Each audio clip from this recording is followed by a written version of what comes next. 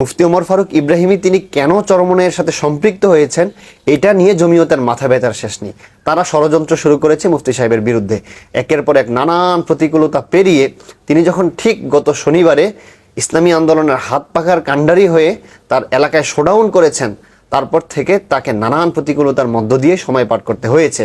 শেষ পর্যন্ত বাধ্য করা হয়েছে দুটি বিষয়ে, হয় তাকে চরমনাইয়ের প্রার্থিতা ইসলামী আন্দোলনের প্রার্থিতা প্রত্যাহার করতে হবে, অন্যথায় বারিদারা মাদ্রাসা থেকে তাকে ইস্তফা নিতে হবে। তিনি বারিদারা মাদ্রাসা থেকে স্বচ্ছ ইসলামিক রাজনৈতিক সংগঠন ইসলামী আন্দোলনকেই বেশি প্রাধান্য দিলেন এবং জোরপূর্বক তিনি ইস্তফা নিয়ে মাদ্রাসা থেকে চলে আসলেন।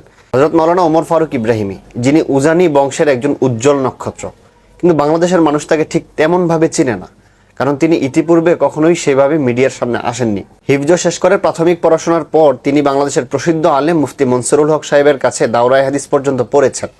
তারপরে আবার দাওরা করেছেন দারুল উলুম দেওবন্দে যেয়ে। তারপর তিনি গিয়েছেন পাকিস্তানের করাচিতে মুফতি তকি ওসমানী সাহেবের সান্নিধ্যে। এত বড় একজন আলেম, এত বড় মাপের একজন জ্ঞানী ব্যক্তি বাংলাদেশে আসার পর জমিয়তে ওলামা ইসলামের পরিচালিত বারিদারা মাদ্রাসায় প্রধান মুফতি হিসাবে নিয়োগপ্রাপ্ত হন। হযরত মাওলানা ওমর ফারুক ইব্রাহিমী হচ্ছেন উজানি খানদানের একজন সন্তান। অন্যদিকে বাংলাদেশের প্রসিদ্ধ সিলসিলা চরমনাই যেহেতু উজানি থেকেই গিয়েছেন, এই জন্য চরমনাই আর উজানির সম্পর্কটা একটু গভীর।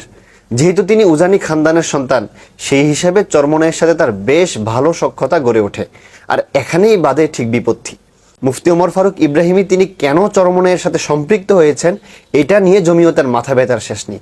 তারা ষড়যন্ত্র শুরু করেছে মুফতি সাহেবের বিরুদ্ধে।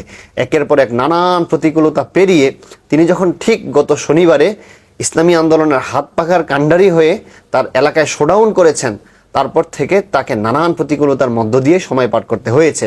শেষ পর্যন্ত বাধ্য করা হয়েছে দুটি বিষয়ে, হয় তাকে চরমনাইয়ের প্রার্থিতা ইসলামী আন্দোলনের প্রার্থিতা প্রত্যাহার করতে হবে, অন্যথায় বারিদারা মাদ্রাসা থেকে তাকে ইস্তফা নিতে হবে। তিনি বারিদারা মাদ্রাসা থেকে স্বচ্ছ ইসলামিক রাজনৈতিক সংগঠন ইসলামী আন্দোলনকেই বেশি প্রাধান্য দিলেন এবং জোরপূর্বক তিনি ইস্তফা নিয়ে মাদ্রাসা থেকে চলে আসলেন।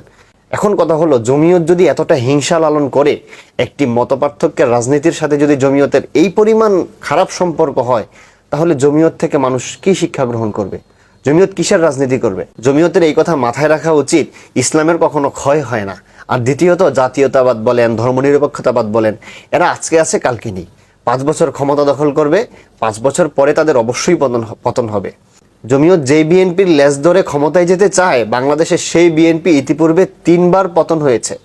তো জমিয়ত যদি একই পন্থায় নিজেদের পতন ডেকে আনতে চায়, তো আমাদের করার কিছু নেই, কিন্তু ইতিহাস লেখা থাকবে। জমিয়ত তাদের একজন শিক্ষকের সাথে কি আচরণ করেছে শুধুমাত্র বিরোধী রাজনীতি করার কারণে, এটা বাংলাদেশের ইতিহাসে স্বর্ণাক্ষরে লেখা থাকবে।